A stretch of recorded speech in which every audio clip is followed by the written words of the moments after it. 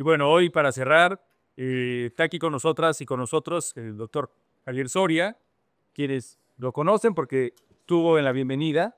Él es nuestro rector, su rector actual. Ha sido, además de rector, los últimos 4 años, fue director de la División de Ciencias y Artes para el Diseño. Estuviste también en la jefatura del Departamento de Métodos. No, de tecnología. De tecnología. Y bueno, yo tengo aquí una semblanza, pero como siempre la gentileza y la humildad de Javier me ha pedido que no les lea lo que está acá. Quiero en realidad decirle que es un arquitecto muy reconocido, tiene obras importantes, una tesis doctoral que ganó premios en Europa, y en realidad lo que sería interesante para ustedes es decirles que Javier ha sido un rector que no solo ha abierto el diálogo con el estudiantado, vean que está acá con ustedes, está aquí con nosotras y con nosotros, sino que ha apostado muchísimo por fortalecer el sistema modular y especialmente ha apoyado muchísimo a nuestro tronco interdivisional. Así que pues yo le agradezco un montón, Javier, y la gentileza de estar acá, y les pido un aplauso para Javier Soria, que es nuestro rector. Gracias, Javier. Gracias. Igual y ahorita me va aquí. ¿Qué tal? ¿Cómo están todas y todos? Qué bueno. Tronco interdivisional. Ya estamos en la cuarta semana. ¿Cómo van? A todo dar. Bueno, voy a tratar de ser breve. Tengo muchas diapositivas. Complemento ahí algunos datos. Bueno, yo soy arquitecto egresado de la UAM Xochimilco. Hace ya algunos ayeres. Y estoy convencido que si hay algo que es modular es justamente la arquitectura. Pero no solo la arquitectura, el diseño en general, pero después uno me dice, no, pero también la medicina. Y luego dice, no, pero también justamente la cuestión de la medicina. Efectivamente, nuestro proceso, nuestro modelo educativo tiene que ver con una forma de aprendizaje que tiene que ver mucho de cómo se solucionan problemas en una realidad. Entonces, la idea de platicarles hoy, yo les voy a hablar desde la arquitectura, que es un poco mi campo de especialidad. Pero la primera parte está dedicada un poco al tema de la sustentabilidad que nos atañe a todas y todos. Y ya hemos dicho sobradamente que las cuestiones no se solucionan desde un solo punto de vista, sino que tienen que confluir una serie de visiones para abordar los problemas que además cada día son más complejos. Entonces, bueno, yo espero que no se aburran demasiado. Ya hicieron el recorrido por los edificios, ¿verdad? Bueno, yo les voy a mostrar algunas fotos del proceso, pero antes de eso, pues esta es una imagen que tiene que ver, aquí está un pequeño render del CASA, es el Centro Articulador para la Sostenibilidad Alimentaria, que es un proyecto que estamos haciendo con la SECTEI y con la UAM.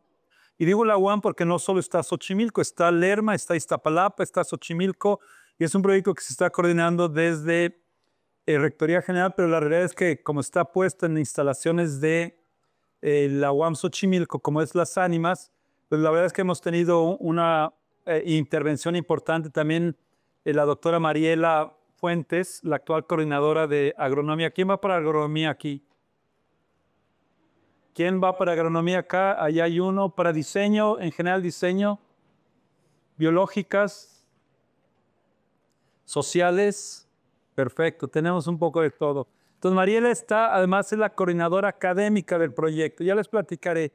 Y bueno, aquí la idea es una pequeña imagen objetivo, porque yo he creído que Ánimas tiene que ser un espacio que se revitalice.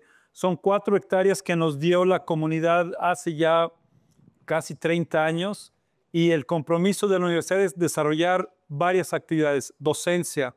Por eso la idea de que ustedes estén aquí, o los de agronomía, o los de diseño, o etcétera, la idea es que se utilice para experimentar, para desarrollar procesos de enseñanza-aprendizaje, pero también está la vinculación con la comunidad. Se trabaja mucho con los productores, se hacen talleres, se hacen procesos de capacitación, etcétera.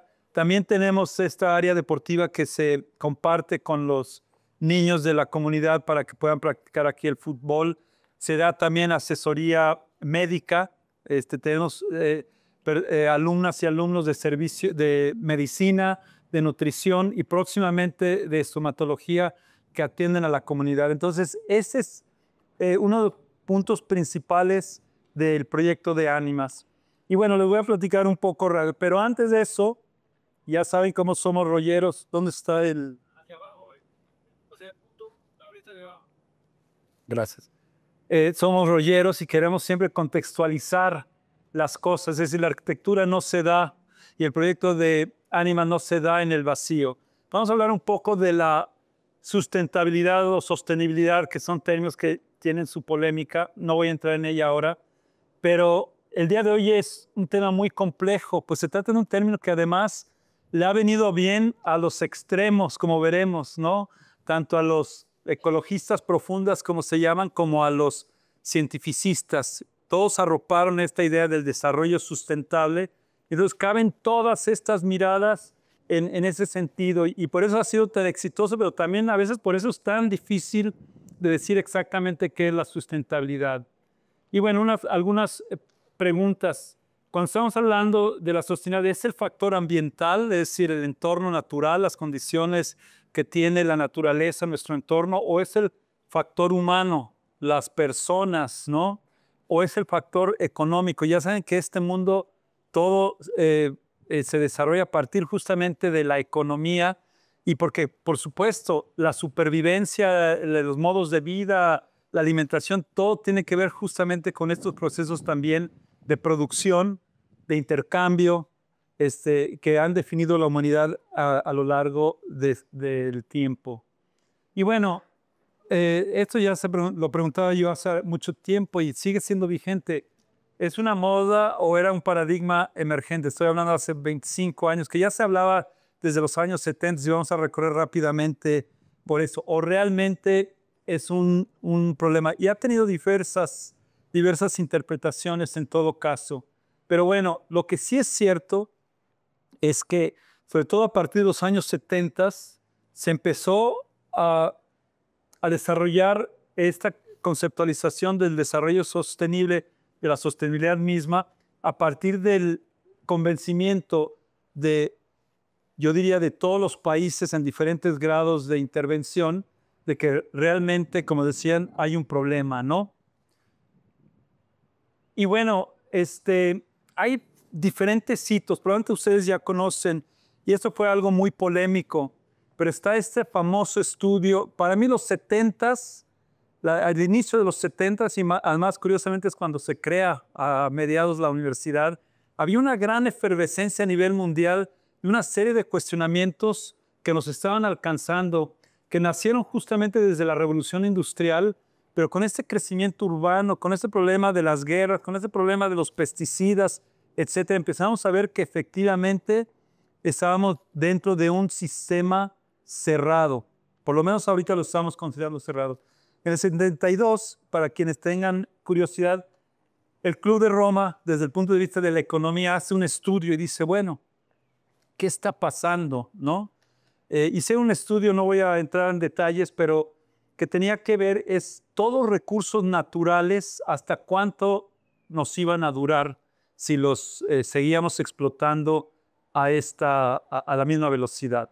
Y bueno, en su momento se determinó que efectivamente, no recuerdo la fecha, que creo que el punto, digamos, de no retorno andaba allí a inicio de los años 2000, ¿no? Y después hubo una crítica muy fuerte a esta idea de los límites del crecimiento en el 72, porque dijeron, no, estos hombres se equivocaron, no va a ser en el 2000, han salido más, ¿cómo se dice?, recursos del petróleo, hemos encontrado más yacimientos, hay mucho todavía terreno que ocupar, y en lugar de 2000, a principios de los 2000, los recursos nos alcanzan para el 2100. Y la pregunta sigue siendo la misma, ¿cuál es la diferencia entre el 2000 y el 2100? Para el tiempo de la Tierra no es nada, aún para la humanidad 100 años, si se da llegamos a esos límites hoy en día o dentro de 100 años, de todos modos implica un problema precisamente para la supervivencia de la especie humana, ¿no? Entonces uno dice, no, pues dentro de 200 años, quiere decir que es problema de los que estén aquí en 200 años. 200 años se van muy rápido, entonces el estudio se actualizó 30 años después, pero seguían siendo mismos. Lo que puso en la discusión es que el planeta es un sistema cerrado y tenemos que entender que tiene límites. Si nos acabamos el petróleo A lo mejor no lo acabamos ahora, sino dentro de 30 años o dentro de 50 es lo mismo. Inclusive para tiempos sociales es un tiempo sumamente corto. Y estamos, pareciera que la especie humana está, digamos, se ha hecho el propósito de destruir sus entornos, ¿no? Pero hay dos elementos que a mí me interesan mucho. Hubo una conferencia también en el 72 en Estocolmo sobre el medio ambiente convocado por Naciones Unidas. Y otra vez, precisamente, preocupaba justamente que ya se estaba viendo, era una discusión que ya tenía décadas, pero que ya empezaba a tener forma, insisto, en la discusión internacional. Y entonces ahí se hablaba justamente que si seguíamos con este ritmo de recursos, de gasto de recursos, de contaminación del medio ambiente, etcétera, etcétera, etcétera, y estamos metidos en un problema. Curiosamente, y lo pongo porque yo me dedico a esto, a la conservación del patrimonio cultural, resulta que tenemos un patrimonio natural, pero también tenemos un patrimonio cultural. Y en el mismo año se da la conferencia en el 72 en París, que también hablan justamente de la necesidad, y se hablaba en ese entonces del patrimonio cultural y el patrimonio natural, como algo que había que cuidar, no solo para nosotros, sino sobre todo con una visión para las siguientes generaciones. Entonces, para mí, insisto, los 70 fueron muy importantes porque se estaban poniendo sobre el debate a nivel internacional el problema justamente de la conservación de nuestro entorno de vida. Y nuestro entorno de vida es lo natural, pero también es lo cultural. Las ciudades, la arquitectura, las presas, los puentes, los sembradíos, las chinampas, etcétera, etcétera, etcétera, son nuestro espacio de vida. Y siempre yo me he preguntado cómo la humanidad es contradictoria. Por un lado, somos capaces de crear unas cosas hermosísimas. El arte, la poesía, el lenguaje, por supuesto la arquitectura, pero todo lo que hacemos de literatura, etcétera, etcétera, de tecnología, es impresionante esa capacidad creativa. Y además esa capacidad de legarlo a través de las tradiciones, a través de las escuelas, educando a las siguientes generaciones. La cultura se transmite a partir justamente del trabajo social, ¿no? Pero a la vez, este desarrollo, ese espíritu humano, diría yo, también conlleva que siempre queremos ir un poco más allá, ¿no? Y resulta que nuestras acciones no tienen un impacto cero. Todas nuestras acciones tienen un impacto sobre un entorno preexistente, sea este cultural o natural. Obviamente, hace milenios, pues había casi pura naturaleza, ¿no es cierto? Y bueno, las especies animales más bien entran en equilibrio bueno, las especies, ahí los biólogos me podrán corregir, pero digamos se integran más al entorno y buscan un equilibrio. En cambio, el espíritu humano nos ha hecho, para bien o para mal, la especie dominante, porque somos capaces de crear y de transformar las cosas, ¿no? Entonces llevamos, digamos, integrados el doble chip de la creatividad, pero también de capacidad de destrucción. Bueno, y eran sobre todo estas conferencias que se empezó a trabajar en el ámbito del patrimonio cultural. Esto empieza desde finales del siglo XIX, con todo esto de los monumentos y nuestra historia y todo esto, pero también empieza a agarrar justamente fuerza que el entorno natural y el patrimonio natural también era tan importante, ¿no? Porque siempre lo veíamos pues como un pozo sin fondo, podemos sacar todo lo de los recursos naturales, ¿no? Y bueno, había otras cosas que a mí me interesa contextualizar muy rápidamente. Ya desde los años 60 se empezaban a hablar de ciertas cosas. Por ejemplo, hay un texto ¿cómo se llama? De Primavera Silenciosa, que era una bióloga, Rachel Carson, que estaba hablando del problema de los pesticidas, ¿no? Y eso es algo bien interesante. Resulta que, y otra vez aquí los agrónomos me podrán corregir, pero allá en Chapingo a un lado está Sí, allí se dio en los 60, en el caso de y la India, Pakistán, hubo un momento a finales de los 50, principios de los 60, que hubo una hambruna tremenda. Y entonces, ¿por qué? Porque no había cosechas, del problema de los pesticidas. Entonces, se habló de la revolución verde. Y entonces, y creo que trabajaron acá donde ahora es el colegio de posgraduados, se hizo un centro internacional, se hizo una investigación, le dieron el premio años después al investigador que descubrió estos pesticidas y que permitió acabar, digamos, con una hambruna que ya se había anunciado y que se iban a morir millones de personas, ¿no? Pero resulta que esos pesticidas también generan cáncer y generan otros efectos secundarios, ¿no? Y le preguntaron en algún momento a esta persona, no recuerdo el nombre, que pues cómo le daban el Nobel a alguien que con los pesticidas pues afectaba a la gente. Él contestó, bueno, había que resolver un problema muy específico porque la gente se estaba muriendo de hambre. Y él contestó, entre otras cosas, dice, prefiero ver a una gente que en todo caso puede comer durante los siguientes 20 años, aunque eso implica a veces consecuencias, a ver a la gente morir en el lapso inmediato y sufrir enormemente. Lo que quiero decir con esto es que a veces nuestras invenciones, nuestra tecnología arregla un problema, pero también produce a veces otros que no alcanzamos a ver en el momento. Y eso es bien importante. Bueno, también se habló de la famosa, en inglés es the population bomb, que tenía que ver con una visión neomalthusiana que está muy cuestionada porque es casi como poco humanista en términos de casi que hay que administrar para que todos quepamos y obviamente era una cuestión que había que favorecer a ciertas razas, etc. Pero lo que sí ponía sobre la mesa este investigador, este escritor, es que la población seguía creciendo y el problema era cómo le damos, yo pregunto, ¿cómo le damos de comer hoy en día a 8,000 millones de personas? ¿Cómo lo hacemos? Bueno, por eso hay una industria alimentaria, ¿no? Por eso la tecnología nos ha permitido, y aquí Irving me podrá corregir, en lugar de que antes había un ciclo de una cosecha o dos al año, ahora con invernaderos y con insecticidas y semillas mejoradas, podemos incrementar a 5 o 6 cosechas en el año los sistemas de transporte. Pero todo eso también tiene un impacto sobre los ciclos naturales.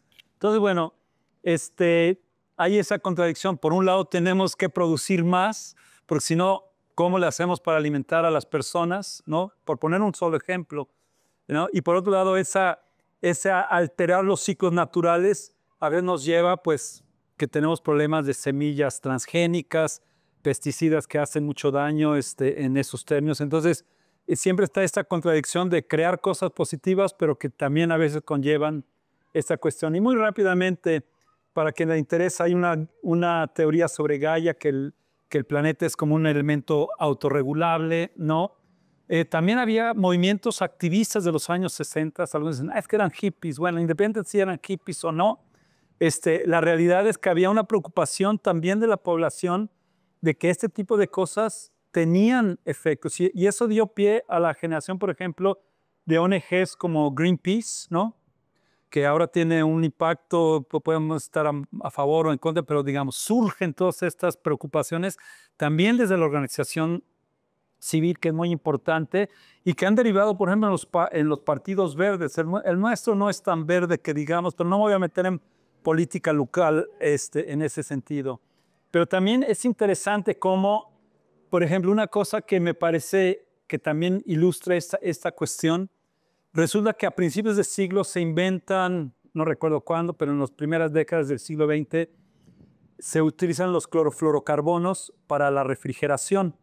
Y eso permitía, pues, refrigerar alimentos, conservarlos por mucho más tiempo y todo eso. Pero resulta que en el 74, se empieza a ver un hoyo en la capa de ozono sobre la Antártida, ¿no? En el 85 se corrobora que resulta que esto que nos servía, por ejemplo, para la refrigeración y esto que ayudaba a conservar los alimentos por más tiempo, etcétera, después de décadas de estarlos utilizando, estaba dañando nuestra capa de ozono y eso tenía una serie de efectos también negativos. Entonces, insisto, la tecnología a veces arregla cosas, mejora la calidad de vida, pero resulta que también, dada la complejidad que tiene un planeta, es que el que diseñó ese planeta es un verdadero hipergenio. Es tan complejo que es muy difícil entender cómo funciona.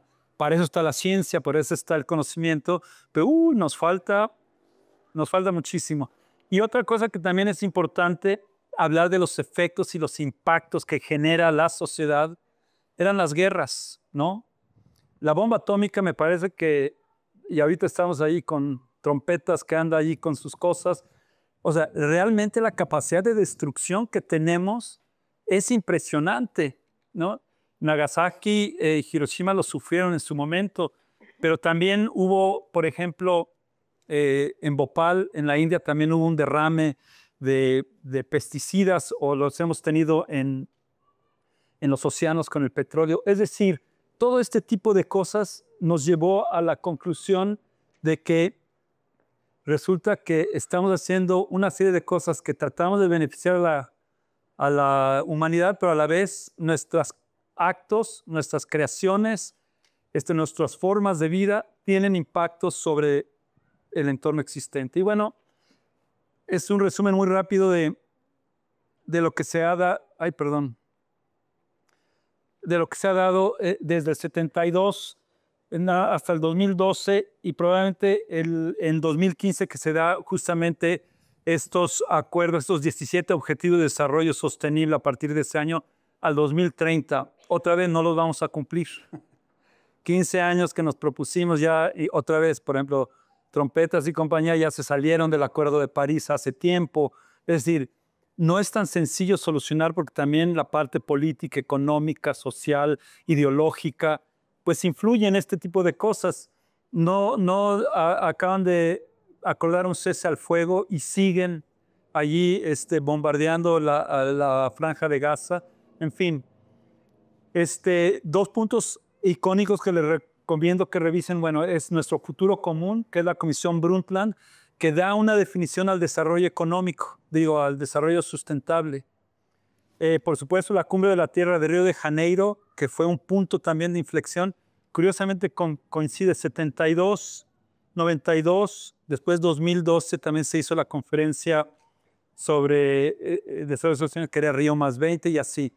Lo importante es que por lo menos ya nos estamos tratando de poner de acuerdo, porque es una solución otra vez colectiva, yo diría entre países, porque a lo mejor nosotros tenemos fronteras políticas, pero la naturaleza no sabe de fronteras, procesos ecológicos, biológicos, químicos, no respetan la frontera que establecemos nosotros. Y bueno, para ir cerrando esa primera parte, digamos, se permite, digamos, en esos dos límites que yo hablaba, estas dos visiones que agarroparon el discurso del desarrollo sostenible como propio. Y sin embargo, cada quien pues, le da la interpretación que le es más conveniente. Hay una visión materialista también que se identifica como desarrollista, cientificista, positivista, capitalista, determinista del desarrollo sostenible. Y que se trata de que si uno hace un uso eficiente, bien administrado y todo esto, es posible solucionar el problema. Apuesta mucho a que la tecnología es la solución del problema. Por otro lado está la visión ambientalista, a veces identifica como ecologista, culturalista, humanista, del desarrollo sustentable, que hay los quienes abogan que no. A ver, hay límites, e inclusive algunas posiciones más radicales es casi hay que irnos a las cavernas, estoy exagerando un poco, pero es decir, dejar de contaminar, dejar de impactar. Insisto, ¿cómo le das de comer a 8,000 millones de personas si no desarrollas una economía? Si no tienes nueva tecnología. Es decir, en realidad los dos extremos son utópicos en términos de que no van a ser la solución. Y dentro de esos dos extremos hay toda una, digamos, variedad de posibilidades, ¿no? Lo que sí es el factor común de estos dos extremos es que tenemos una necesidad de detener o al menos minimizar el impacto físico sobre los ecosistemas y los recursos naturales en general. Yo diría sobre nuestro patrimonio cultural también. Hay algo y que yo repito mucho, no sé si sea lo correcto o no, pero lo digo de todos modos. una de las visiones que apuestan mucho a la tecnología, por eso se está apostando tanto a salir en el, digamos, a poder viajar en el espacio. Hay diferentes posturas, obviamente nos va a llevar todavía más tiempo, pero ahí dicen, bueno, en cuanto podamos viajar X distancia y poblar otros mundos y todo esto, estos límites se van a ampliar pues tremendamente, ¿no? Lo cual me parece que, pues, otra vez este espíritu humano y todo eso está bien. Pero también digo, ay, pobre del universo si empezamos a poder conquistarlo, porque si vamos a hacer lo mismo que estamos haciendo con nuestro planeta, habría que cuestionar. Posturas más recientes dicen, a ver, antes de pensar en salir al universo y conquistar y poblar e impactar, ¿por qué no arreglamos lo que tenemos en casa? ¿No? Y yo creo que esa es parte de lo que tenemos que buscar y tratar de llegar a esto. Entonces, está claro que hay tres patas de la sostenibilidad. El primero tiene que ver con el problema ambiental, obviamente la destrucción progresiva de la naturaleza. Y eso es importante decirlo, porque antes la revolución industrial incluida, pero no es que la transformación y la devastación ecológica sea un problema nuevo, ¿eh? Ya hubo hace miles de años que los cazadores-recolectores acabaron con la caza en un cierto territorio, ¿no? El problema es que la escala era diferente, ¿no? Mientras que antes no había los medios de comunicación, digamos, el planeta alcanzaba a absorber esas diferencias, ¿no? Pero hoy en día, dada la tecnología que tenemos, ahora sí el impacto nos hemos dado cuenta que si seguimos así, pues estamos acabando con las cosas, ¿no?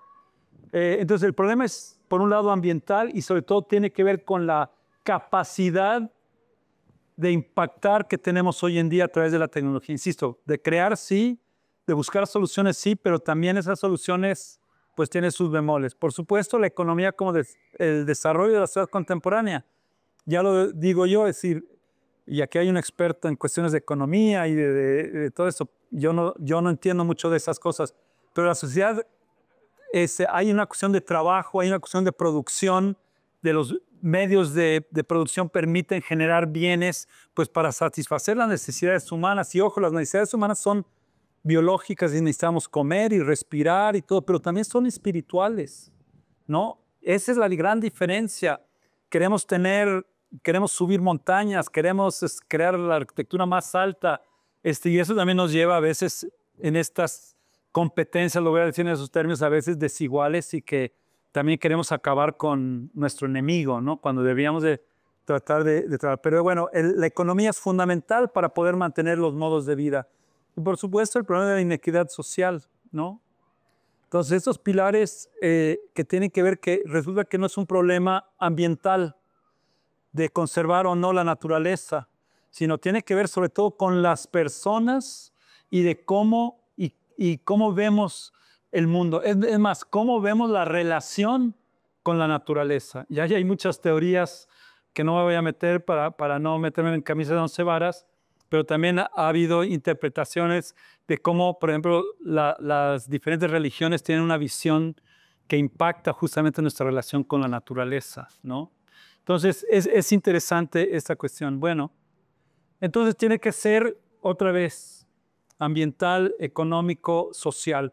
Y yo pondría en el primer lugar de los pilares al social, porque finalmente de lo que se trata es de manejar. Y bueno, ya entrando a lo que es el entorno construido, un poco el papel de la arquitectura, del urbanismo, de la planeación territorial, pero insisto, nosotros no trabajamos aislados, tiene que ver con todas las disciplinas, con la salud, con la agronomía, con la ingeniería de suelos, con la economía de administración, etcétera. Pero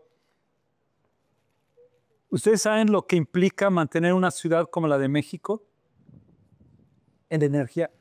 No tengo el dato, pero todos los días sacamos creo que algo así como 2,000 toneladas de basura diarias de un lugar como la Ciudad de México. A lo mejor no tengo el dato correcto, pero la cantidad de recursos, el agua, traemos agua en el Cutzamala desde hace 39 años, de 300 o 400 kilómetros para abastecer a la Ciudad de México, y obviamente la cuenca del Lerma y todo esto han perdido por siglos. Es más, no nos vayamos tan lejos. En la época del Porfiriato, ustedes conocen el acueducto que llevaba agua de Xochimilco a la Condesa. Sí, para quienes no lo conozcan, ahí todavía está, es un acueducto porfiriano. Hay unas columnas en División del Norte que eran respiraderos. Ese es parte del acueducto que llevaba agua desde Xochimilco hasta la Condesa. Estamos hablando de 1905, 1906. Y bueno, antes brotaban los manantiales a flor de tierra. Aquí en San Luis Tlaquealtemalco ya no está el ojo de agua, ya las bombas. Y bueno, eso fue otra vez, vamos creciendo y el impacto que tiene. 23% de la contaminación de todo el mundo lo produce el entorno construido. 40% de la contaminación del agua en procesos de construcción, pero también en procesos de operación. ¿Qué cantidad de agua simplemente para bajarle al baño, para los que tenemos el privilegio de tener baño o lavarnos las manos en cuando uno empieza a sumar todos esos, se da cuenta del gran impacto que tiene que ver el tener una estructura de acero como esta, porque resulta que para producir el acero se necesita, pues, excavar en un cerro, sacar los minerales, meter la energía, transformarlo. Una vez que sale el lingote, lo mandamos a otra fábrica que lo transforme y luego eso lo hacen, en el mejor de los casos, en Monterrey, si es que no en un país extranjero, y luego lo transportamos para acá, etcétera, etcétera, etcétera. Cuando empezamos a medir el ciclo de vida de todas las cosas, nos damos cuenta que tenemos que estar muy conscientes de esto. Y bueno, en el caso del entorno construido, la reacción nos hizo esperar desde los años 40, 50, de manera muy, digamos, tímida, diría yo. Y en los últimos años, sobre todo a partir de la sustentabilidad, hay una serie de propuestas alternativas: arquitectura verde, orgánica, ecológica, bioclimática, sostenible, energéticamente eficiente, autosuficiente, de energía pasiva. Lo de la reutilización está tomando mucho auge, reutilización y reciclaje, de aprovechar más lo que ya tenemos construido, lo que ya está impactado, etc. Y bueno, lo que comparten es que cómo le hacemos para reducir el impacto ambiental, aprovechar mejor el clima o las condiciones del entorno para hacer esto, pues, más llevadero. Y me parece que ahí hay propuestas muy interesantes. Y bueno, hay esta diversidad y que desde esta idea de la bioarquitectura, que casi nos tenemos que arropar con la tierra y la vegetación y todo esto, hasta lo high-tech, ¿no? Edificios altísimos con fachadas verdes, con elevadores súper eficientes, con celdas solares. Otra vez esos extremos, ¿no? Muchos me van a cuestionar, bueno, hacer puras construcciones de estas, no albergamos ya no nos vemos al mundo. Somos 130 millones, 134 millones de mexicanos, ¿no? Necesitamos, sí, crecer verticalmente, porque tampoco hay que ocupar territorio de siembra. Es decir, cuando empieza uno a pensar la complejidad que tiene, ¿cuál es la alternativa? Bueno, depende de los tiempos, del contexto, del lugar, etcétera. Pero esas son las respuestas que han surgido desde las de alta tecnología hasta las de baja tecnología, o una tecnología, llamémosle, más pasiva. Pero esto no es nuevo, ¿eh? Resulta que hay una arquitectura sostenible desde hace milenios. Los mayas, esta es la casa maya tradicional, pues usaban los materiales locales, ¿no? Y eso es uno de los principios de la arquitectura sustentable, que utilices de preferencia las cosas que hay aquí. Bueno, y de todos modos seguimos teniendo construcciones. ¿Quién me decía el otro día? Una construcción, bueno, que habían traído mármoles de Italia y pizarra de España y una cosa china, porque también tiene que ver con los mercados, y me sale más barato comprarle ahorita a los chinos que comprar la piedra de aquí de Puebla. Sí, pero no han medido y no han incorporado el costo ambiental a ese costo, ¿no? Esa es una discusión ahí, y creo que Barkin es de los que trabaja eso, Roberto. Todo lo de la economía ecológica es bien interesante, cómo tenemos que cambiar. Y claro, hay propuestas más contemporáneas basadas justamente en la tecnología tradicional, desde un iglú que aprovecha lo que hay en el entorno. Claro, probablemente algunos dicen, no, pero no podemos vivir en las cavernas. No, yo creo que sí tenemos que actualizarnos, pero hay principios que siguen siendo vigentes, que aprovechan los materiales locales, que tienen un rendimiento térmico mucho más adecuado que el bloque de cemento. Y ahí es donde tiene que entrar justamente la universidad, la formación de nuestros arquitectos, nuestros diseñadores, pero también de nuestros administradores, etcétera, para entender que esto lo podemos trabajar de manera conjunta. Si entendemos con el geógrafo o con el meteorólogo cómo se puede hacer uso más eficiente de las condiciones locales. Y esto será local de la arquitectura de la ciudad, pero también a nivel de las regiones. Este es un proyecto, algunos lo conocerán, y si no, se lo recomiendo mucho. Es un parque ecológico lineal que hay en Alemania, que son todas las industrias acereras de finales del 18 y del principios del 20, muy contaminantes, pero representan todo un símbolo para Alemania porque además fueron el motor económico de Alemania. Entonces la primera propuesta era, ¿saben qué? Arrasemos y hagamos un río y lagos y recuperemos la naturaleza. Pero también no hay que olvidar la historia y tampoco hay que olvidar el patrimonio. Hicieron un parque lineal donde estas estructuras ya no contaminan, entonces, pero se generaron un parque lineal de más de 400 kilómetros de largo, entonces uno puede ir a las distintas industrias acereras, que además desde el punto de vista ingenieril y arquitectónico son bien interesantes y que son ahora parques ecológicos. Entonces las escalas pueden ser a nivel de arquitectura, ciudad o inclusive regiones. Bueno, ahora sí ya, todo este rollo para decir qué estamos haciendo aquí en Ánimas, ¿no? Un poquito para contribuir a la formación de nuestro estudiantado y también tratar de aprender de los sistemas tradicionales. Este es Ánimas, ya lo recorrieron. Este es un proyecto de conjunto. Esta es la parte deportiva, como les decía, no está completa, pero que la idea es que podamos tener este trabajo con la comunidad en la parte recreativa. Están las partes de los huertos, está el invernadero grande, están esas partes donde que vimos ahorita, la composta, etcétera, etcétera.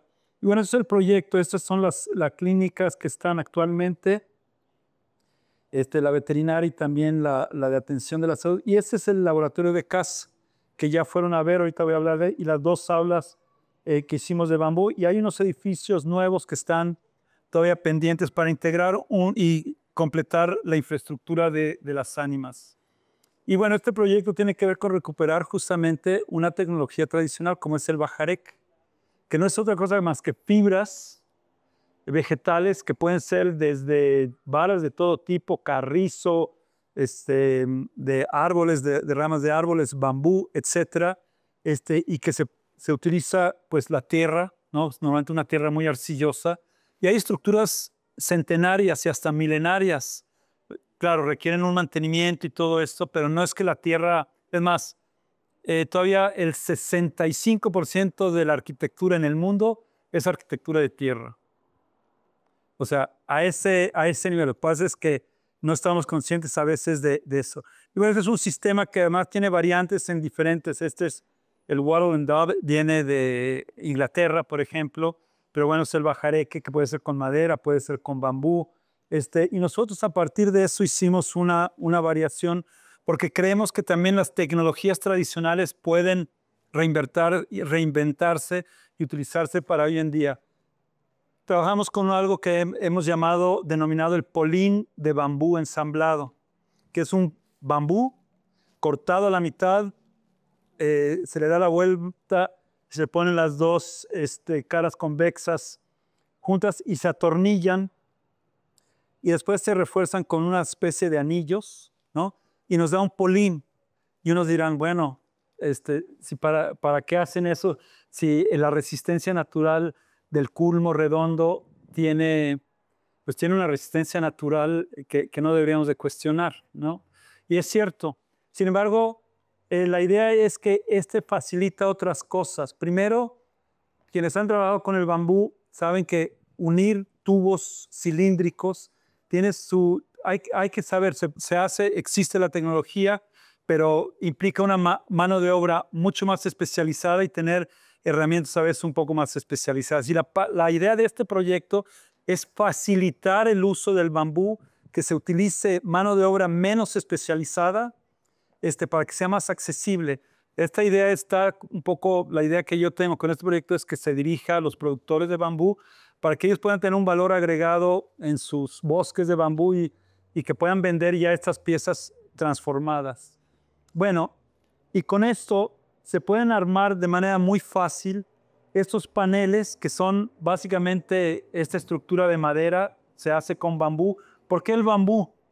La ventaja del bambú, y aquí otra vez me podrán corregir, pero el bambú es como una especie de pasto que se corta. El otro especialista dijo, no es exactamente un pasto, pero bueno, trabaja como un pasto, no es un árbol. O sea, no es una madera como los árboles, genera, digamos, esta estructura de fibras y todo eso, pero no es propiamente un árbol. Y sin embargo, el bambú tiene la gran ventaja que en 5 años alcanza su madurez. Ya lo puedes usar para fines constructivos. Mientras que un árbol, 20, 30 años puede ser lo mínimo que necesite si es que se cuidan y todo esto. Inclusive ya están protegiendo bosques de más de 100 años porque, claro, aquí antes, otros de estos impactos ambientales en la colonia, todos estos eran bosques en el Valle de México, que rodeaban al Valle de México. Claro, a mí me encanta la arquitectura virreinal, pero cuando veo las vigotas que tienen y la cantidad de vigas, la devastación forestal en su momento fue tremenda, ¿no? Pero bueno, hicimos un modulito de cómo se puede construir, se facilita. Nosotros empezamos haciendo, y le digo un ayudante y yo empezamos haciendo una de estos paneles al día y terminamos haciendo casi 6 al día, porque como se facilita, como vas prefabricando, y la idea de prefabricar es que esté todo más o menos medido. Y digo más o menos porque por otro lado el bambú no es como un tubo que tiene dimensiones milimétricas. Varía un poco, el bambú se va estrechando hacia la parte de arriba, pero es bien interesante. Bueno, y se pueden hacer armaduras también para techo. Bueno, hicimos un modelo de vivienda, eso no se lo voy a presentar hoy, me voy a centrar en lo que hemos hecho en Ánimas. Hicimos módulos para generar efectivamente un prefabricado, porque una vez que puedes prefabricar, puedes hacer esto más. Tiene la idea de que podemos bajar costos, ¿no? E insisto, el bambú, la gran ventaja que tiene es que crece como pasto y lo vas cortando y sigue creciendo, ¿no? Y se utiliza una herramienta básica, por supuesto, de carpintería básica en taladros y tornillos autotaladrantes, y que eso garantiza la transmisión de las fuerzas de manera adecuada para estructuras, por lo pronto, de un nivel. E hicimos estas aulas. Creo que ya las visitaron, ¿no? Sí. Bueno, se hizo el proyecto, se hicieron allí unas imágenes, unos renders, para ir teniendo. Otra vez también utilizamos la piedra en la cimentación, es una cimentación de piedra y concreto. Y yo siempre les digo, ojo, la arquitectura no puede tener, aunque quisiera tener la responsabilidad de decir, vamos a hacer una arquitectura ambientalmente sostenible que no impacte su entorno. No hay impacto cero. Siempre hay es más, el hecho de que se ponga allí la arquitectura ya impacta el lugar, ya lo transforma. Lo que hay que tratar de hacerlo es hacerlo de una manera pues mucho más positiva. Hay un invento que a mí me parece fabuloso y es el mejor ejemplo de cómo a partir de materiales naturales se pueden generar entornos artificiales productivos. Son las chinampas. Las chinampas no es un elemento natural, es un artificio totalmente. Un sistema agrícola, yo diría, impresionantemente ecológico, pero está creado por el hombre. Entonces resulta que sí se pueden hacer cosas que busquen un equilibrio con su entorno. Bueno, ahí está. Y bueno, trabajamos otra vez con mano de obra de capacitación básica de un par de días y ya se pueden armar, se prefabrican las piezas y se va armando de esta manera. Siempre son cortes rectos, porque insisto, el bambú cilíndrico pues se puede unir, pero hay que hacer bocas de pescado, hay que trabajar mucho más, se tienen que tener no solo taladros, sierras, sino también herramientas especiales para garantizar la adecuada transmisión. Y esto buscaba 2 cosas, generar estructuras ligeras y facilitar su construcción. Pero además, la propuesta es que no se vean. ¿Por qué? Porque el bambú expuesto a la intemperie y ahí hay un pecadillo que ahorita les voy a comentar, el bambú expuesto a la intemperie se deteriora muy rápido. Tiene que estar cubierto. Los bajareques centenarios o milenarios es porque siempre tienen pues un recubrimiento de mortero, normalmente era de tierra, que los protege. Entonces fuimos armando todas estas piezas prefabricadas que uno se va emocionando además cuando dice, bueno, resulta que sí se puede trabajar esto y lo armamos. Aquí está el cimiento de piedra, obviamente auxiliado con algunos elementos de concreto, insisto, entonces tampoco hay que renunciar a los materiales contemporáneos. Hay que buscar reducir el impacto y yo digo que aunque una nueva construcción reduzca su impacto en 10% con respecto a una totalmente convencional, ya es ganancia. Y la idea sería ir incrementando ese porcentaje de impacto. Y bueno, aquí se alcanza a ver cómo fuimos armando las estructuras con el bambú, a partir del polín de bambú ensamblado que genera paneles para muro, pero también armaduras de techumbre. Y se llena de un mortero de tierra, que tenemos que conseguir una tierra arcillosa. No siempre se consigue. Entonces, lo que hicimos es que agregamos arcilla y se hace lo que se llama estabilizar la tierra. A veces si la tierra tiene demasiada arcilla se le pone arena o viceversa, si tiene demasiada arena se le pone arcilla. También la paja se utiliza precisamente para estabilizar la tierra. Entonces el bajareque requiere como una mezcla más chiclosona, por así decirla, ¿no? Entonces bueno, allí se fue colocando. Los albañiles al principio les costó trabajo, pero después, pum, ya me brinqué rápido. El pecadillo es que en el proyecto original eso no debería de estar expuesto a la intemperie, porque nos va a obligar a poner barnices y todo esto. Se supone que todo esto tendría que haber quedado cubierto, pero ya saben cómo son los arquitectos. Dicen, no, déjalo, se ve muy bien así. Para algunos, pero eso nos va a implicar darle mantenimiento. Tiene cierta protección porque están encontrados, pero eso habrá que o darle mantenimiento constante o eventualmente terminar por forrarlo como estaba concebido el sistema originalmente. Al interior también debería de llevar un plafón. Aquí la ventaja es que no le da el sol, el aire, el agua. Entonces decidimos dejarlo como una muestra. Pero vean cómo el polín, además, cuando ustedes hacen el polín, en lugar de ser redondo, si se fijaron, les da como caras planas, ¿no? Y esa era un poco la idea, porque hay de todos los gustos, pero también la idea es que el bambú se convierte en estructura y que está hecho para recubrirse y poder hacer construcciones convencionales, digamos, con caras lisas, ángulos rectos, etcétera. Porque me he encontrado con, inclusive, clientes que me dicen, a mí no me des nada orgánico, yo quiero algo así perfectamente derechito, arquitectura moderna, y bueno, parte de la idea era que pudiéramos generar espacios de este tipo con formas más contemporáneas, que con un cilindro sería más difícil de recubrir. También se puede solucionar técnicamente. Y bueno, esta casa, el Centro Articulador de Sustentabilidad Alimentaria, es un proyecto bien interesante que tiene que ver con el laboratorio que ustedes vieron, y ese sí lo construimos todo con bambú rollizo. Y ese sí está hecho para verse. Ahí nos fuimos, primero porque son claros más largos, y nos fuimos con un sistema que tiene que ha desarrollado la ingeniera Verónica Correa, y que por cuestiones de seguridad estructural, por el tamaño del laboratorio, no usamos esta otra tecnología que está hecha para estructuras más pequeñas de hasta 5 metros de claro. Y acá teníamos pues claros más importantes. Y bueno, es un laboratorio que va a tener un laboratorio de calidad e inocuidad de los alimentos, un laboratorio de semillas, un laboratorio de calidad y agrosistemas y un laboratorio de procesamiento y transformaciones, además de un espacio para trabajo colectivo. Se trata de generar un centro que articule no solo a las 3 unidades que les mencioné, Lerma, Iztapalapa y Xochimilco, que tienen ingeniería de alimentos, agronomía, nutrición, etcétera, etcétera, sino también eventualmente SECTEI lo está apoyando porque también la idea es trabajar con otras universidades. Y se trata de un laboratorio que nosotros hemos denominado como un laboratorio de campo, con una tecnología, digamos, que pueda ser, digamos, accesible a los productores o puede ser reproducible los procesos puedan ser reproducidos por los productores.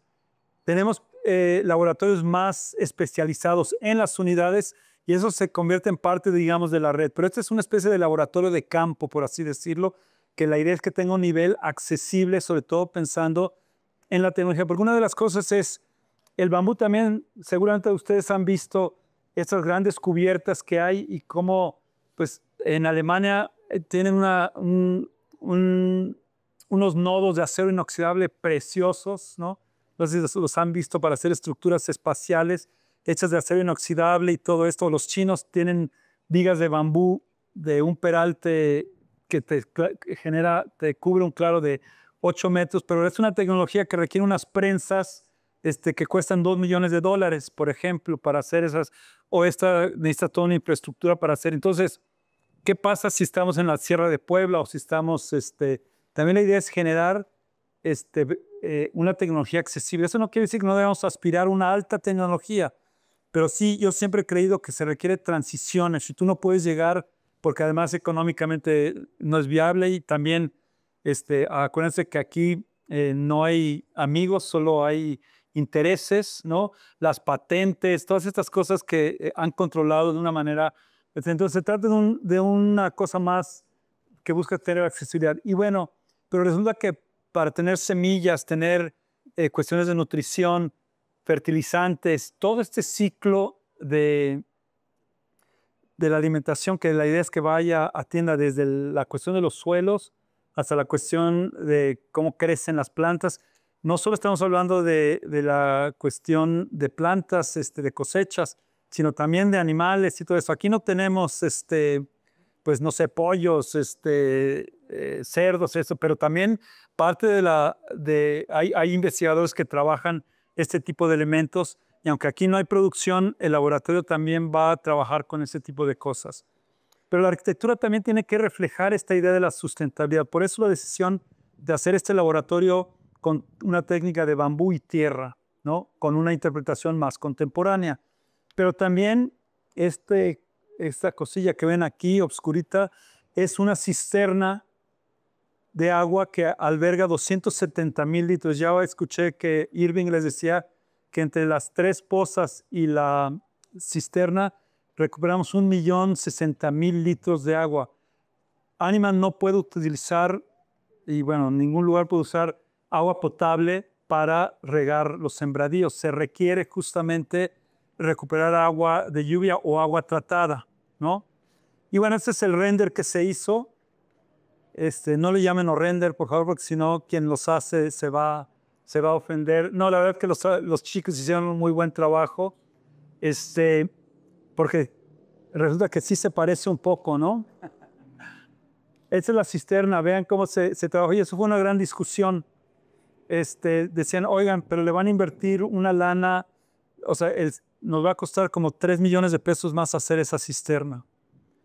Entonces se hacía una cimentación más ligera porque la estructura de bambú es mucho más ligera.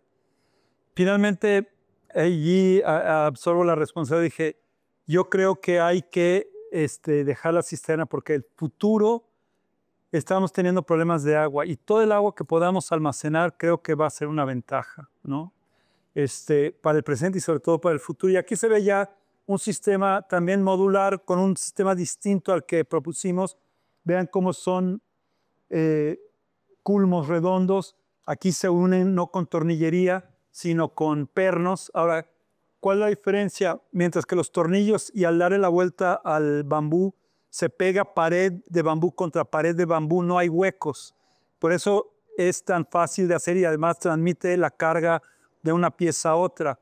En cambio, parte de la técnica es que hay que rellenar de mortero, porque estos pernos, al ser un cilindro y a la hora de apretarlos, lo aplastan y lo deforman. Entonces, para tener estabilidad, hay que llenar estos de mortero. Esa es una tecnología que ya existe y que se utiliza y que también genera unas estructuras muy agradables.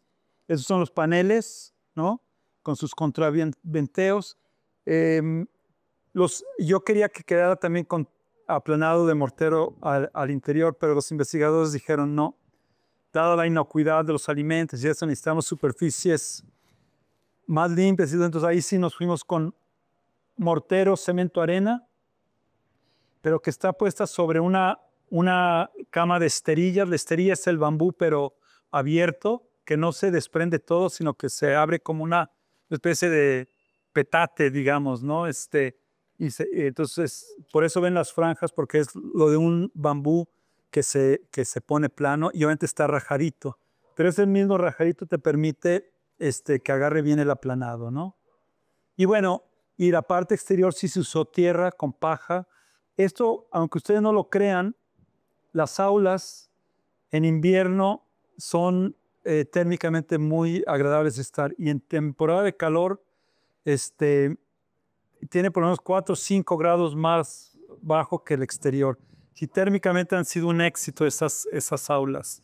Y eso tiene que ver con el uso justamente de la tierra, también el diseño del techo alto que permite la ventilación, pero es algo muy importante que te permite no tener que utilizar necesariamente un aire acondicionado en este tipo de cosas. Ahí se ven además cómo recuperamos todo el agua entre esos registros que tienen filtros precisamente para limpiar el agua de basura. Y bueno, hicimos esto voy a ir muy rápidamente. Llevamos lo del polín de bambú ensamblado también a unas armaduras cortas que llamamos tipo joist. Seguramente se han visto en los supermercados, si son observadores, si ven hacia arriba, estas armaduras tipo joist se utilizan mucho porque son ligeras, abarcan grandes claros. Y quisimos hacerlo precisamente con bambú porque además, una cosa bien interesante, a la hora de partir el bambú rollizo tiene que ser muy bien seleccionado porque el bambú conforme se va secando se va rajando. Y si se raja, entonces pierde sus propiedades de resistencia. A la hora de partirlo a la mitad, esa tensión desaparece y ya no se sigue rajando. Entonces es otra de las ventajas que tiene y permite utilizar a veces piezas que hubieras desechado de otra manera. Bueno, ese es el principio de una armadura con lo que llamamos de alma abierta, ¿no? Que permite además el paso de instalaciones. En este sí hicimos pruebas de resistencia para poder meterlo en el laboratorio y algunas de estas piezas llegaron a cargar más de 700 kilogramos por metro lineal. Pero la deformación máxima permitida por el reglamento eran 17 milímetros y la fijamos en 215, que es suficiente para soportar la carga. Entonces, se hicieron estas pruebas y son estas piezas intermedias. Estas son armaduras de bambú rollizo también son tipo joist, pero con acero. Es una combinación de acero y bambú. Y las grandes armaduras, que obviamente el peralte, lo que llamamos peralte, que es la dimensión vertical, normalmente entre más peralte tienes más resistencia para cubrir un claro, ¿no? Por eso ven los estadios que tienen unos peraltes tremendos. Y bueno, se puso también una mezcla de paja-arcilla, es decir, mucha paja, poca tierra en la cubierta, presente también para la cuestión del rendimiento térmico. Bueno, ahí está el render. Aquí nos falta todavía que nos terminen de colocar allí unas ménsulas. Pero bueno, más o menos nos apegamos al proyecto. Creo que ustedes ya lo vieron ya un poquito más avanzado. Ya voy a terminar. Última cosa que quería yo presentarles. También estamos haciendo un trabajo de estructuras espaciales. Un poco esta idea, ¿no? Que nos permite justamente, las conocen, son estas grandes estructuras tridimensionales que permiten distribuir bien la carga y además a partir de elementos modulares permiten grandes claros, ¿no? No tiene ese principio porque estos son más bien elementos más rígidos. Trabaja más como una malla y ahora sí que se comparte la malla el trabajo estructural. Aquí en cambio se concentra en esto, pero bueno, son elementos bastante rígidos, tienen otro principio. Y bueno, quisimos experimentar por una cosa. Yo me había comprometido con Irving que íbamos a intentar. Las pozas de recuperación de agua son buenísimas porque albergan 750,000 litros de agua. Pero ¿cuál es el problema? Que bueno, cuando llueve, pues igual y no tenemos que regar, ¿no? Pero esa agua, la idea es que nos dure el mayor tiempo posible en temporada de estiaje, que por cierto ya va a empezar. Ya empezó a dejar de llover. En la temporada, no recuerdo el dato exacto, pero podemos llegar a perder hasta 40% de esa agua por evaporación. Entonces, todo lo que almacenamos se nos está perdiendo por evaporación. Una manera de evitarlo es, pues, cubrirlo. hay diferentes técnicas, seguramente han visto, también se ponen bolitas de plástico para evitar, pero bueno, como nosotros queríamos experimentar, unir dos objetivos de experimentar claros para espacios grandes como y tapar eso, pero también está el otro problema de la basura. Tiene sistemas de riego, entonces el agua que se va almacenando, que está a cielo abierto, pues se le meten hojas, se le mete polvo y después le tapa sus sistemas de riego a Irving. Entonces el propósito de tapar las pozas es evitar la evaporación y que sea un agua más limpia, ¿no? Y entonces nos va a durar más y va a durar limpia. La que va a estar súper limpia, no va a tener ningún problema, es la del laboratorio, ¿no? Porque bueno, está ahora sí que a oscuras, ¿no? Porque también la luz pues te genera microorganismos y algas y estas cosas.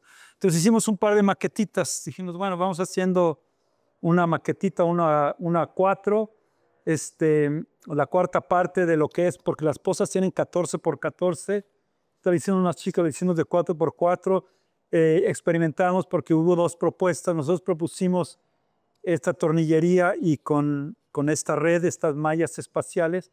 Y el otro principio era la malla espacial igual, pero no atornillada, sino que tenía el principio del nido, ¿no? Y que era a partir de la densidad, que podía resistir el claro, ¿no? Hicimos pruebas de carga, le echamos carga, es decir, sacos de arena. Y bueno, este resistió como 250 y se fue para abajo. Porque no transmite bien a partir de la fricción no alcanzaba a transmitir bien las cargas. En cambio, este sistema de red con los nodos que garantizan la transmisión de las cargas resistió 1,5 y no pudimos echarle más porque la idea era colapsarlas. Pudimos colapsar una, pero no la otra, ¿no? Pero ahí también es importante entonces entender que no se trata solamente de improvisar, sino también a base de datos, de pruebas, de experimentación, dar certeza al trabajo estructural que tienen las cosas. Bueno, hicimos algunos talleres, pero sí, resulta que bajar las cargas en 4 costados pues nos genera una dificultad mayor. Se puede hacer, pero decidimos entonces irnos con una estructura más simple, lo que llamamos en lugar de una bóveda, ¿no? Una bóveda de cañón corrido, ¿no? Que tiene 2 apoyos y no 4. Y eso facilita un poco la construcción, pero el principio es el mismo, ciertas nervaduras principales y una malla que permite distribuir y cooperar para la carga. Y entonces hicimos unas maquetitas porque nos gusta experimentar, ¿no? Y quisimos hacer paquetes de latas. Las latas son las tiras de bambú, que es una técnica que utilizan. No la pudimos reproducir bien y se deformaba mucho. Era demasiado flexible y entonces no nos funcionó. Para quienes vayan, ahorita se está poniendo, sobre todo en la Riviera Maya, yo ya he visto muchas estructuras hechas de bambú con esta técnica de los paquetes de latas. Quien se interese puede ver estas estructuras. Entonces probamos un par de estructuras, después agarramos el principio del puente de Da Vinci, que es un puente autoportante que se carga por sí solo. Lo hicimos con el bambú partido, pero pensamos que ahí sí necesitamos piezas mucho más fáciles de trabajar. Y entonces decidimos hacer, después de hacer esas maquetitas, vimos un poco qué nos servía mejor. Lo llevamos a la práctica ya con el claro de los 14 metros. Bueno, Irving me va a decir, no, son 14, son 1380, doctor. Bueno, 1380. Y entonces lo hicimos modularmente, porque la idea es que sea una técnica, otra vez, una tecnología accesible que se pueda hacer con un grupo de personas, pensando en comunidades, etcétera, etcétera. Otra esta idea de transferir tecnología apropiada, pero también apropiable, ¿no? Entonces, bueno, trabajamos ahí con los talleres con chicos de servicio social. También hicimos un par de talleres para que nos auxiliaran. Aquí la diferencia del puente de Da Vinci, que está, digamos, simplemente apoyado y que funciona. Aquí sí unimos todos los nodos, porque eso además va a garantizar que trabaja unitariamente, ¿no? Y bueno, hicimos modulitos. Hacíamos estas piezas primero, las levantábamos y las íbamos colocando las mallas iniciales. como siempre, esto que llamamos contraventeos. Acuérdense que el triángulo es indeformable. Bueno, no es, si hay una fuerza más lo rompe, pero el triángulo no se puede deformar. En cambio, un cuadrado lo puedes hacer un rombo, ¿no? En cambio, el triángulo no es deformable. Por eso se usan tanto los triángulos en las estructuras. Y bueno, decidimos hacerlo modularmente. Nos costó trabajo. Propusimos 7 personas de cada lado. Y cargamos, es que pesaban cerca de 230 kilos estas estructuras de 14 metros de claro por 240, 220 de ancho. Y las colocamos sobre la pos. Sí se ve, ¿verdad? Yo aquí echando el rollo y entonces logramos el primero. El primero nos costó trabajo. Pero otra vez uno va aprendiendo. Todo es un aprendizaje. Y los demás nos echamos en un mismo día. Este nos costó casi medio día ver cómo lo cargábamos, entre cuántos, cómo se ensartaba en las varillas. Y en cambio los otros los pudimos mover en un solo día, los otros 4 módulos. Y bueno, pum, pum, pum, pum, los terminamos. No está terminado. Aquí falta una geomalla, ¿no? O algún sistema ligero que impermeabilice y que obviamente evite la evaporación. Entonces la condensación puede garantizar eso. Ahí está. Y son 1, 2, 3, 4, 5 módulos. Y sí trabajé, ¿eh? Ahí estoy. Esa es la vista desde arriba. Y bueno, esperamos poder terminarlo. Termino ya, colofón. ¿Se acuerdan que estas cuestiones las hicimos allá en la unidad cerca de CIAR? Y bueno, ya me estaban regañando. Ay, es que el rector dejó su tiradero allí. Entonces, las íbamos a desarmar, porque la ventaja es que quita los tornillos, desarmas, y otra vez es un material que puede usarse para otras necesidades. Es decir, la idea de poder reciclar. Pero bueno, José Antonio, ¿quién conoce Cibac? Ok. Bueno, Cibac es otro terreno que tenemos. Ahí está en Cuemanco, donde también tenemos invernaderos, tenemos acceso allí a las chinampas, y les hacía falta los borregos porque ahora tienen borregos. Es un área natural protegida que no nos dejan construir con cemento, con tabique, estas cosas, porque es área natural protegida.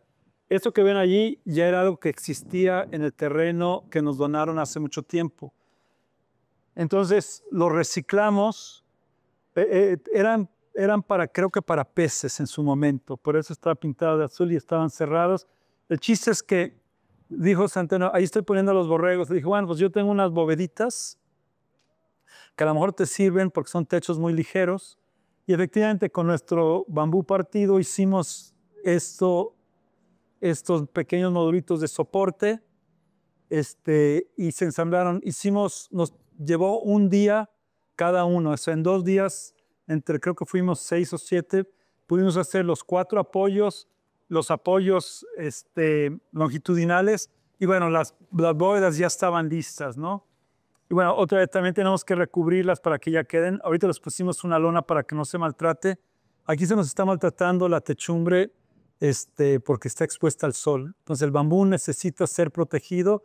Nos aguantará otros 4 o 5 meses sin deteriorarse estructuralmente hablando, pero hay que protegerlo ya pronto.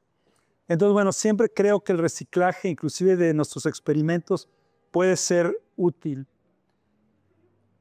Bueno, tenemos la idea de poder hacer un auditorio. La idea es hacerlo de bambú también. Es un poco más ambicioso, es un proyecto que nos está costando un poquito de trabajo. Probablemente nos vamos a ir a una propuesta más modesta, inspirada más bien en esta, porque económicamente el otro, pues, aunque es interesante, es bonito, nos puede costar cerca de 20 millones y algo como esto creo que nos puede costar unos 3 o 4 millones de pesos. Y también somos universidad pública, entonces habrá que pensar en este tipo de cosas.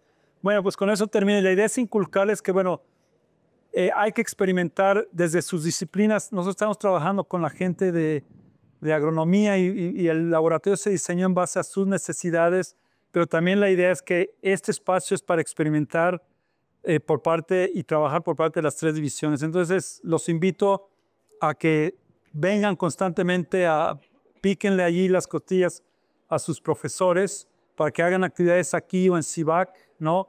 Que hace falta, es una infraestructura que vale la pena explotar. Muchísimas gracias.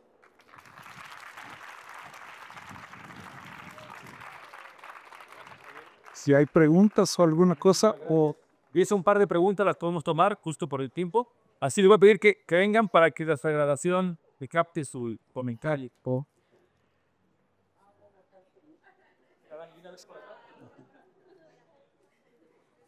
Vamos las dos y luego. Sí, sí, sí. Pues mire, yo tenía una pregunta de rector, que de dónde viene el bambú y si se podría plantar aquí en Las Ánimas o cómo está allá todo eso, ¿no? Para también ahorrar si es exportado o algo así, o de que viene de otro lugar, ¿no? Que Sí. la Gracias. Hablar acerca de comparación, por ejemplo, con la madera o con el acero. ¿Cuál es la resistencia a la compresión del bambú? E igual, ¿qué diferencia tiene en cuanto a precios para que está sostenido? Gracias. Son dos muy buenas preguntas. Este bambú, el bambú que hemos utilizado, lo hemos comprado en 3 regiones principalmente. Morelos, que es lo más cercano, hay una empresa que se llama Bambumor, que tiene unos bosques de bambú allí entre Yautepec y Cuautla. Ahí lo tienen.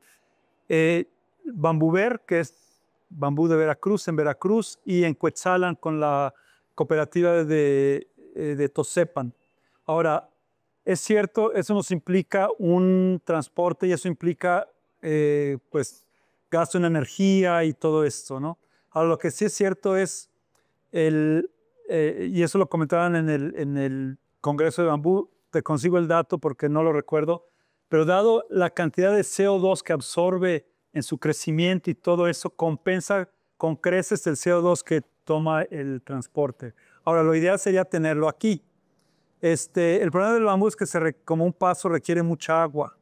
No creo, o sea, en Ánimas podemos tener una parte, pero hay que saberlo. Creo que en las chinampas, ahí sí sería un elemento que se podría porque tienes el agua. Si es que resolvemos el problema de la baja de agua, que las chinampas, como se sabe, cada vez tienen menos. Pero las chinampas podrían ser un lugar donde se pudiera cultivar el bambú sin problema.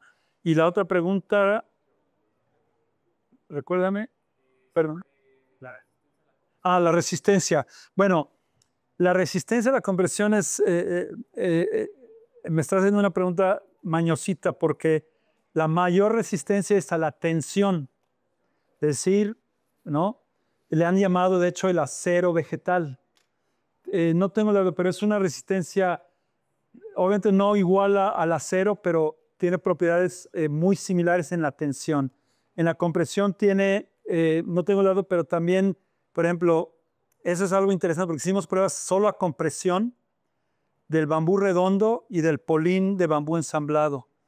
Y de hecho, el polín de bambú ensamblado resistió igual que, de hecho, las pruebas salieron en promedio, a compresión resistió 210 kilogramos por centímetro cuadrado en promedio, y el polín de bambú ensamblado en promedio 232. Yo quedé sorprendido porque dije, aunque igualemos el bambú redondo, resulta que el polín resistió un poquito más, ¿no?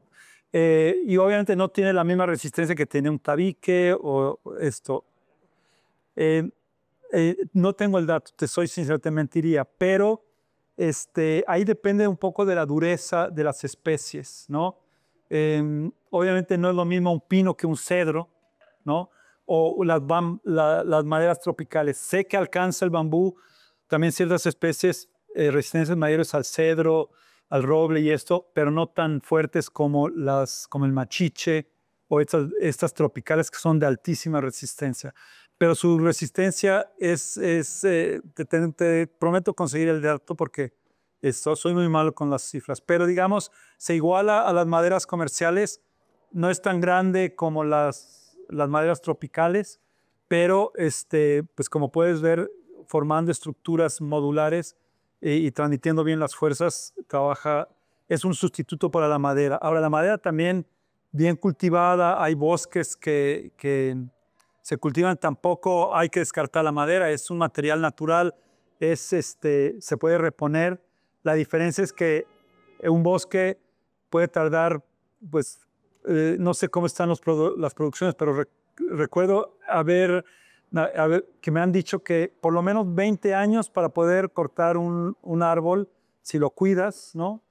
Obviamente yo decía, hay unos bosques, por ejemplo, sí supieron que Notre Dame se quemó, ¿no? Sí, sí supieron que se quemó hace como 8 o 9 años. Ellos tienen un techo todo de madera.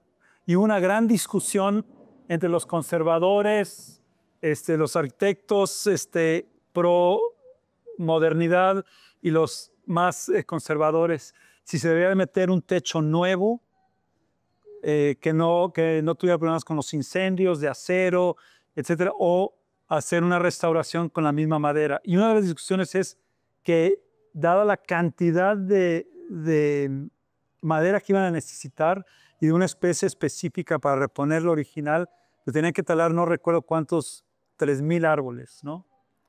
Pero parte y terminaron haciéndolo, creo que le llamaban el bosque de Notre Dame a esa techumbre. Pero también lo que alegaron los conservadores es que desde el siglo XIX, ya a mediados del siglo XIX, habían hecho ese bosque pensando que uno de los recursos era para reponer las vigas de las iglesias. Entonces un bosque ya tenía 150 años de antigüedad y que estaba previsto, porque los techos de madera se quemaban muy frecuentemente, ¿no? Entonces eso también puede ser sostenible si se hace con tiempo, ¿no? Y se hace adecuadamente. Entonces la madera es muy buena. Tenemos maderas aquí en México tropicales y de otro tipo extraordinarias, pero lo que no puede pasar es que dejemos los cerros pelones, sino tenemos y creo que hemos ido aprendiendo en ese sentido, ¿no? Pero te consigo el dato porque la resistencia exacta no la sé, pero es equivalente, sobre todo la guadua. Por ejemplo, la guadua es una que tiene anillos más cercanos, es más robusta, es sobre todo es lo que usan los colombianos, que son de los que tienen mucha, en América Latina, los que tienen, yo creo que junto con Brasil, los que más han usado el bambú. No se diga de los chinos y allá, y los hindúes tienen una tecnología del bambú milenaria. Entonces no estamos descubriendo el hilo negro, ¿no? Sino viendo cómo podemos adaptar tecnología a las condiciones locales, ¿no? Y hay mucho que aprender. De hecho, en India tienen un instituto dedicado al bambú, por ejemplo. ¿Qué más? El precio. Esa es una buena pregunta. El precio ahorita por metro lineal, cada bambú nos está costando cerca de 200 pesos por pieza. Si lo comparas con un poste de 6 metros, de un perfil de acero, depende del perfil de acero. Los perfiles de acero pueden ir desde los más ligeritos, de lámina muy delgadita. Estoy pensando en un tubular de 10 por 10, te costará ya ahorita unos 230 pesos, hasta 1,000 pesos si es de un calibre grueso. Pero yo insisto, una cosa que no es barato, ¿por qué? Porque no se ha comercializado adecuadamente. Perdón. También me decían, oigan, es que el polín de bambú sale muy caro en mano de obra, porque ya bien hay que partirlo, hay que darle vuelta, hay que poner tornillos, hay que ponerle anillitos. Y digo, bueno, yo hago 6 de esos paneles en un día. Y dice, sí, pero es muy artesanal. Y yo también les digo, ¿alguien ha hecho un castillo en una obra? Hay que cortar varillas, hay que hacer anillos, hay que amarrar cada esquina del anillo, hay que cimbrar, hay que colar, hay que descimbrar. O sea, ¿qué más artesanal? Pero los albañiles lo tienen tan metido en su sistema que es algo natural. Esto no va el precio no va a bajar sino hasta que se meta más al circuito. Y eso todavía falta mucho. Por eso digo que los productores tienen que empezar a desarrollar productos con valor agregado, transformarlos y venderlos ya como productos transformados. Y sobre todo para ciertas comunidades. Entonces, y otra cosa que no está metido en los materiales. ¿Cuánto te cuesta un metro cúbico de arena? Más o menos. Pero no lo sé yo tampoco ahorita. Debe estar como en unos 600 pesos el metro cúbico. 6 por 6, 36. El camión te cuesta 3,600. Lo que te cuesta más caro es el flete, curiosamente. Vas al banco y allá te lo dan creo que a 1,200 y luego son 2,000 y pico del flete. Y bueno, está bien, está barata, bueno, barata entre comillas, pero bueno, vale lo que vale. Después de 15 años, resulta que se acaba ahí el banco de arena y queda una devastación ambiental tremenda. ¿Quién va a regenerar esa zona? ¿Por qué? Porque no le pusieron los costos ambientales. Entonces el bambú tiene una huella ecológica muy baja y además absorbe mucho CO2 en su proceso de crecimiento. Entonces va absorbiendo y entonces va generando, digamos, una reserva en ese sentido. Por eso decía, en el Congreso de Bambú que hubo en Azcapotzalco hace 2 semanas, dieron el dato exacto, dice, y que compensa el que lo traigas de Veracruz para acá, el CO2 que genera el camión, por la cantidad en su crecimiento durante esos 5 años. Entonces es un fondo donde se puede absorber muchísimo CO2 en el caso del bambú, ¿no? Entonces esas son las cosas que hay que medir. Pero los costos ambientales no se están colocando. Entonces ahí ven cómo están todos los bancos de arena y pues, olvidados de la mano de Dios.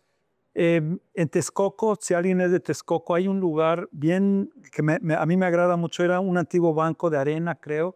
Hicieron un super pozo, no sé si alguien es de Texcoco, y lo regeneraron. Hicieron un lago, y entonces arreglaron los terraplenes y entonces regeneraron la zona para hacer una área recreativa en un antiguo socavón, ¿no? Entonces sí se pueden, sí hay alternativas, pero eso costó. Y ese costo es el que se tiene que, entonces la arena no debe costar 600 pesos al metro, tiene que costar 700 y esos 100 pesos deberían de ir a un fondo para la regeneración de entornos, para plantar árboles, para cosechar agua. Esa es una visión que no es una cultura que no tenemos en México y que hay que promoverla. Hay que ponerle el costo ambiental a las cosas y ahí está la economía ecológica que lo tiene muy estudiado desde hace muchos años. Listo. Muchísimas gracias. Un aplauso más para Javier. El programa con la tasa de participación, que muchísimas gracias.